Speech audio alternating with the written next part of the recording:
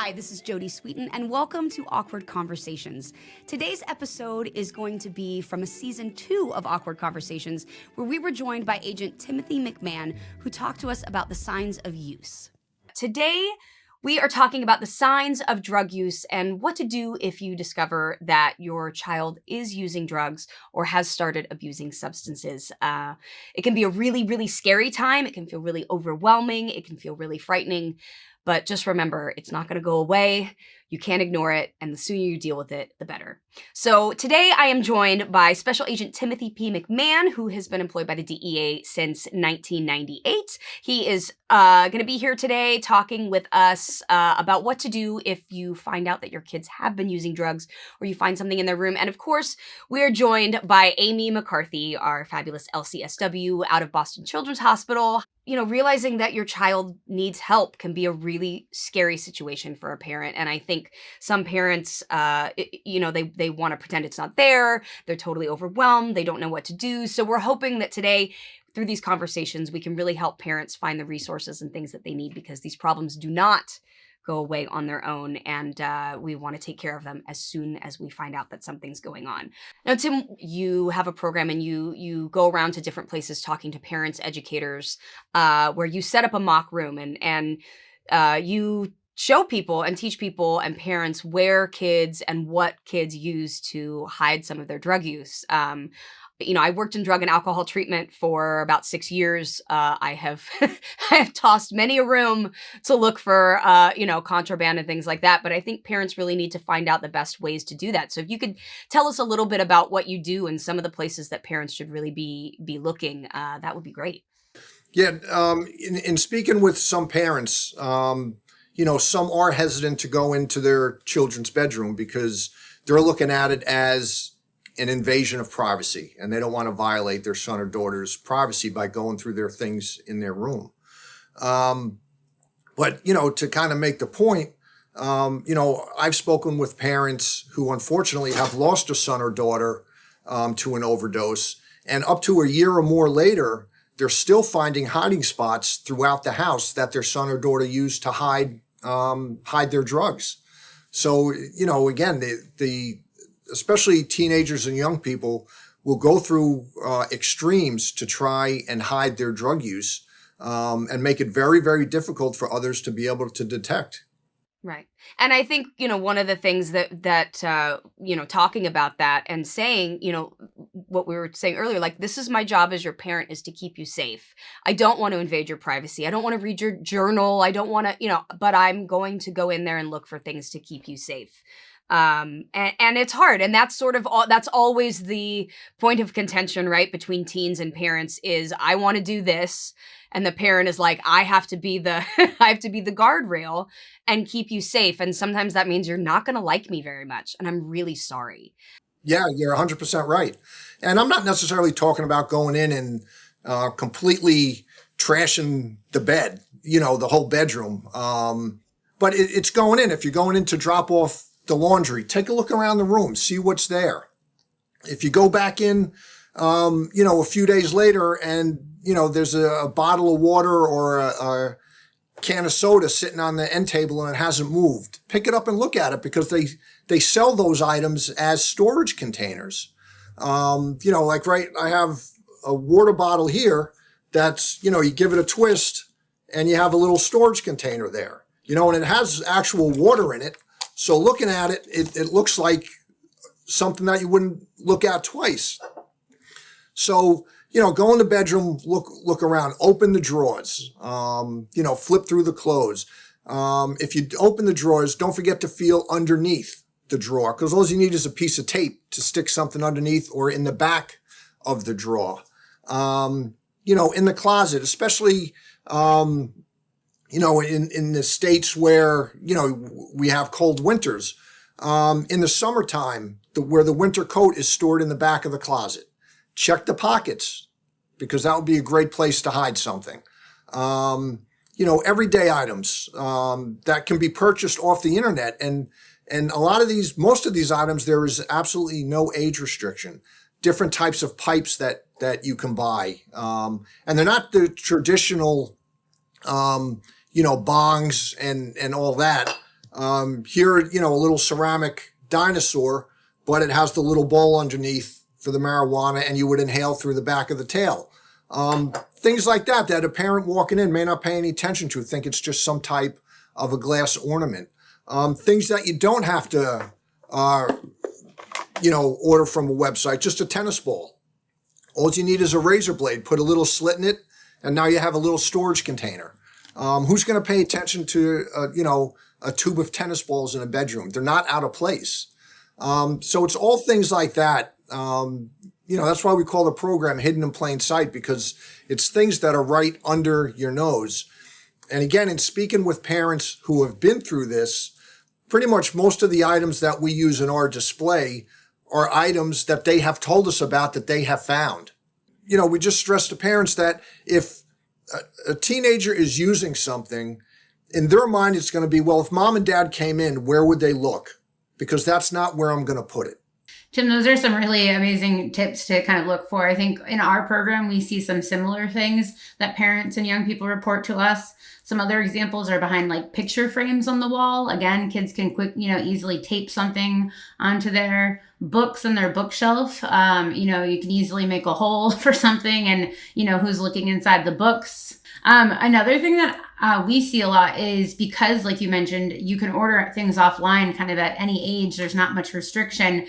Is kids having like their own separate Amazon account or their account online. And now you can follow kind of like the, delivery truck from house to house. So they might not even get it delivered to their house. It's the next door neighbor who they know is on vacation or the house that's for sale. And so just being mindful of, are you seeing like random Amazon boxes or, just kind of being mindful of like, why are they going across the street? And even for kids, just knowing that their parent is going to be potentially looking through their stuff and looking through their room to keep them safe, I feel like can help kids, have that ability to say no when the peer pressure comes, like, oh, my mom searches my room. I can't do that. Like, I'm not going to bring it home.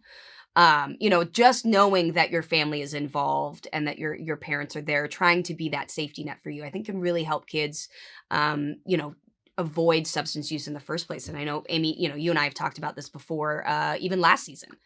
Yeah, I think, for those who are worried about that invasion of privacy, being able to kind of put it out there and, so your child's aware, like, this will be happening, helps kind of restore some of that trust. They're not kind of taken off guard. The other side to that, of course, though, is that they might not be taken off guard as much. And so they may also find other hiding spaces for some of these things. And so you need to be kind of, aware of that. And so that's why I think also expanding, I'm also, as a parent going to be looking in your backpack. I'm going to be checking your winter coat. I'm going to be checking your car, your glove compartment, somewhat regularly. And so it's less about the power and control of like you just being able to go in their room because you can. And more just like what we've all said here, it's more about, limits are love. I care about you. This is my job as a parent. I wouldn't be serving you. I wouldn't be supporting you in the way that you deserve if I wasn't doing these things, actually, which again might be hard to understand, but is the cold, hard truth. Right. Well, it's hard for kids to understand when their parents are acting in their best interest and it's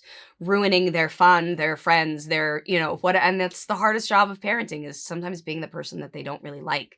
Now, you brought up something, Amy, that chances are if, you have these suspicions and if you're doing room searches or you're looking through things and you do find something, where do we go from there?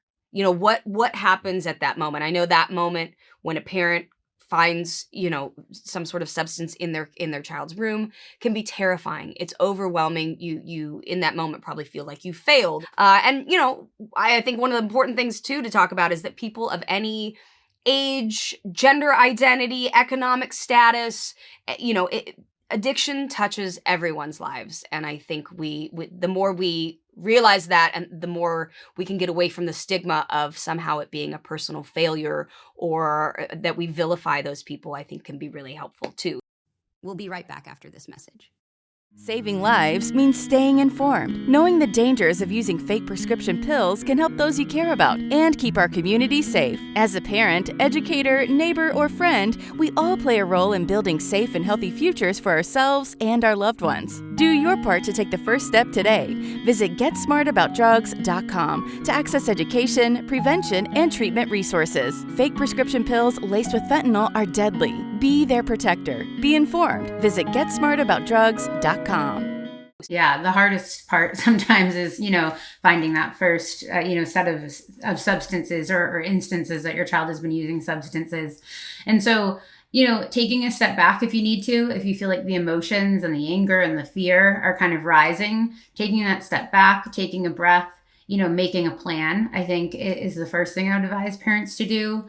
The second thing is I would approach that conversation with as much love and kind of empathy as you can, and trying to, again, separate those feelings of fear and anger. When I talk to young people about their substance use, I often start with kind of, acknowledging I get why people might use substances. And my desire here is to understand why you might be using substances. And so being able to kind of put it out there, not, nobody should use drugs, drugs are bad, those types of things actually tend to kind of isolate, kids from the conversation more. And so being able to say I get that there might be some reasons that you're using these substances, and I'd like to understand those reasons more. And also, I also still can't permit you to be using substances. And so we need to make a plan about how we get to a place where there is abstinence or there is no substance use. And so, at that point, I think being able to provide education, I think actually even in thinking about providing education, asking them what do you know about some of these substances? And allowing them to kind of take the lead on the conversation. Because again, as we all know from being kids and teens, being lectured just, doesn't feel very good. And it often kind of shuts us down, ultimately. And so the more that you can kind of ask open-ended questions and put them in the driver's seat to kind of, and again, open-ended questions, not explain to me what's going on here, what you've done wrong. But I'm coming from a place of wanting to understand what's going on, and needing to understand what's going on. And that doesn't mean that I'm going to respond with anger or upset or frustration initially. There may be some consequences to this kind of ultimately, but let's first take some time to understand the situation at hand. And then from there, being able to, again, reach out to your resources, that you have available, whether that be your child's school, a coalition, that works to prevent substance use in your community, your child's pediatrician. There's programs like the ones I work for at Boston Children's Hospital called the Adolescent Substance Use and Addiction Program, or ASAP, where a team of doctors and nurse practitioners and psychiatrists and social workers come together to kind of evaluate and assess, what's the severity here, and be able to offer recommendations and support. And there are programs like that all over the country. I know we've mentioned this, a couple of times already, but there's that SAMHSA locator tool that we'll put in the show notes here, where you can also find some of those programs closer to home. Great. Thank you so much. And what I hear both Tim and Amy saying is that when you have these conversations, we have to start the conversations early. And this is what we've talked about. Start the conversations about substance use, and building those bonds and building that open line of communication. And I think, for parents, don't take it personally. I think that's one of the biggest things as a parent that I've had to learn is don't take it personally. This isn't necessarily directed at you. This is something that your kid is going through, and coming at them like you guys have talked about with understanding and compassion and consequences and a firm boundary is going to get you, I think, a lot further in these conversations than yelling and screaming and taking everything away. I'm sure, Tim, for you hear a lot of parents when they find these items. I mean, I can't imagine, the shock and it's terrifying. When, you open the tennis ball and there's 20 pills, Right. Yeah. And like Amy said, so many people initially, when they confront their son or daughter, want to take it to the extreme as far as possibly yelling and screaming. And, pretty much all that's going to do is shut their child down, where they're not going to be able to have that conversation. So it is very important to kind of take a step back, gather your thoughts, and then sit down and have that back and forth conversation to find out why are they using whatever the substance is. And as a parent, you don't want to think about your son or daughter using some type of substance. When I go over that with the groups that I speak to, I say, listen, everything I'm talking to you about, you can be doing at home, and your son or daughter could still use some substance. But the main thing is that to know that you did everything that you could do. And then ultimately, that child made that decision. But once that happens, okay, now let's deal with it. Let's figure out how we can stop it and how to get the help that's needed to move forward. One of the most important things is really, as that moment happens, taking advantage of the opportunity right then and there. I know we've all heard stories of, kids that have, maybe their parents found something close to graduation and their parents just wanted to get through and let them have fun and do whatever that they could to, enjoy and celebrate their graduation. And then they wind up ODing on grad night. This is when you find these substances, it's not the time. Yes, you need to take a step back and figure it out, but you got to address the situation, as quickly as possible, because the situation will only get worse. And with each time that they use or engage in substance abuse, it can only lead to that much more danger. And these counterfeit pills and things like that are really scary, and being able to talk to our kids openly and honestly and say, look, this is different. It's different this time. One pill can kill. And, again, 25 is kind of that magic age that if we can get kids to the point of not using substances and abusing substances by the age of 25, that's kind of the magic number, right, Amy? That brain development is sort of solidifying, and they have a much less likely chance of developing addiction problems in the future. Yeah, I would say that that's one of the biggest things that we emphasize with the young people that we work with and their families is that 25 number. And everybody's brain still develops differently. So, it's not an exact science, but the closer you get to that age with the least amount of substances being introduced to your brain, the better off that you're going to be. And kind of on the flip side of that, like we've talked about already,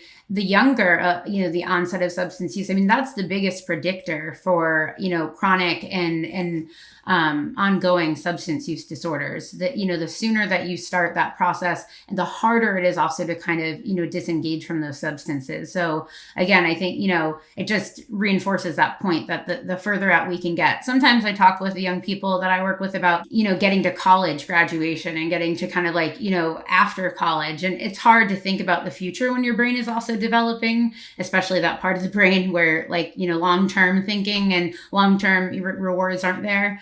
But, to be able to introduce that a little bit, I think is really important. Now, what are some of the signs that parents can look for when they think that things are changing with their kids a little bit? And it can be hard because teenagers, young adults, young people can, they can be moody. They're going through all sorts of changes in their brain and their hormones and all of that. So some of this can be sort of typical behavior, but what are the things that we need to look for that are some of the signs that something might be going on to maybe take those next steps to start, opening some drawers and looking through rooms if we see some areas of concern? I'd love to hear, what parents can be looking for. Yeah, just looking out for, some obvious signs. If their child has always been active in after-school activities or sports, and now they meet a new group of friends and all of a sudden they're not participating in sports or whatever activity they were involved in. They have no drive to do anything. They're sleeping much more. Their grades, there's a big change downward in their grades. Things to look out for. Maybe getting into some type of confrontations in school. Confrontations back and forth with mom and dad or their siblings over really nothing. And just an overall general change in personality, could all be indicators. Now, any one of them doesn't necessarily obviously mean that, oh my God, they're using some type of substance. But when you start putting things together, it starts forming a little picture where definitely things need to be looked into a little bit deeper.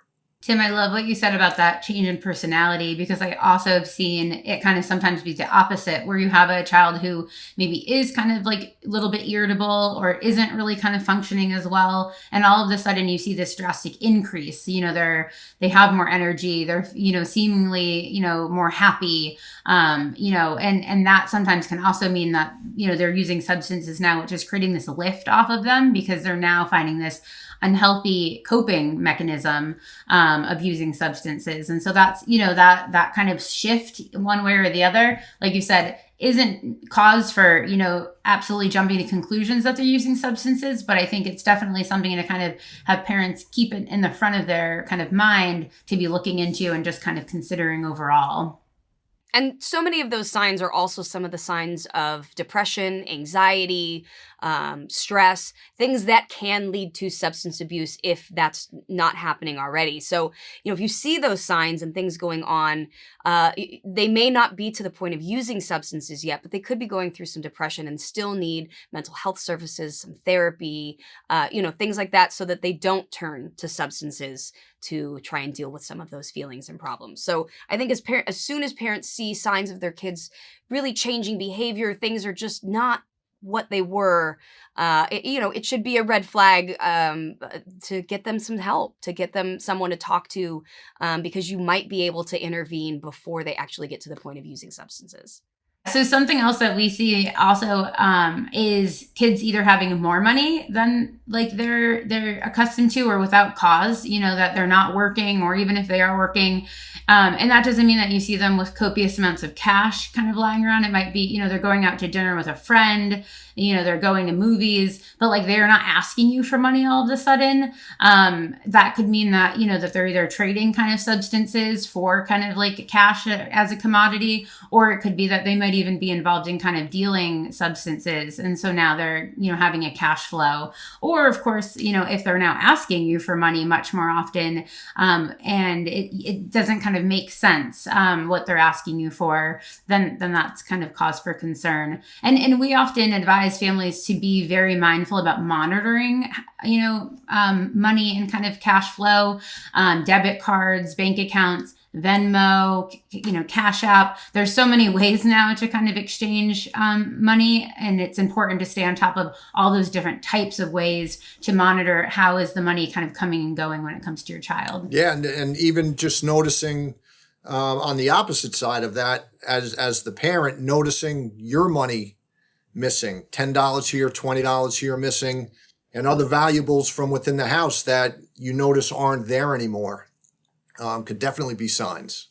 Absolutely. Yeah. Siblings who are saying like, my birthday money has disappeared, things like that too. Wonderful point, Tim. Well, I want to thank you so much, Tim and Amy, for joining me in this conversation today. We talked a lot about the signs of possible substance abuse, and by no means is this an exhaustive list of everything that may be going on with your particular child. But the most important thing that we know and that we keep coming back to, especially in this series, is that knowing your child, having a relationship, having that bond with your child is really one of the most important ways that you can prevent substance use. And if they are getting involved in substance use, knowing and having that relationship with your child is the one thing that can really help intervene. So, again, we listen, we talk, and we try to have these awkward conversations as best as possible. But Tim, Amy, thank you so much for joining us today. Thank you for the opportunity. Absolutely. My pleasure. Now that we know how to recognize the signs of use, if we see those in our teens, we know it's important to take action. And next week, we will be discussing with a panel of experts how to get the help that we need for our kids if we have recognized signs of use. We are out of time, everyone, but please join us next week for another awkward conversation. Today, we have some wonderful guests on our show who are going to tell us about some resources that are available to parents and caretakers if they suspect that their child is using drugs, and how to have those conversations and be proactive about getting your kids the help that they need. Our neurodivergent youth already are utilizing substances to help them with ADHD, ADD, anxiety, but this also provides the opportunity to have a conversation around how substances affect you when you're already on those medications. The good news is that most people actually go and receive formal treatment and other kinds of treatment actually get into long-term recovery. Make sure to check out getsmartaboutdrugs.com. Parents, caregivers, you can find so many resources of great information there about how to talk to your kids and make these conversations a little less awkward. A huge thank you to the Elks DAP, which is the largest all-volunteer nationwide drug awareness program, and also a huge thanks to the DEA for their outreach program and for making this possible. The views, information, or opinions expressed during the Awkward Conversation series are solely those of the individuals, speakers, commentators, experts, and/or hosts involved, and do not necessarily reflect nor represent those of the production, associates, or broadcaster, or any of its employees. Production is not responsible and does not verify for accuracy any of the information contained in the series available for viewing. The primary purpose of this series is to educate and inform. This series does not constitute medical or other professional advice or services. This series is available for private, non-commercial use only. The production, broadcaster, or its channel cannot be held accountable for all or any views expressed during this program.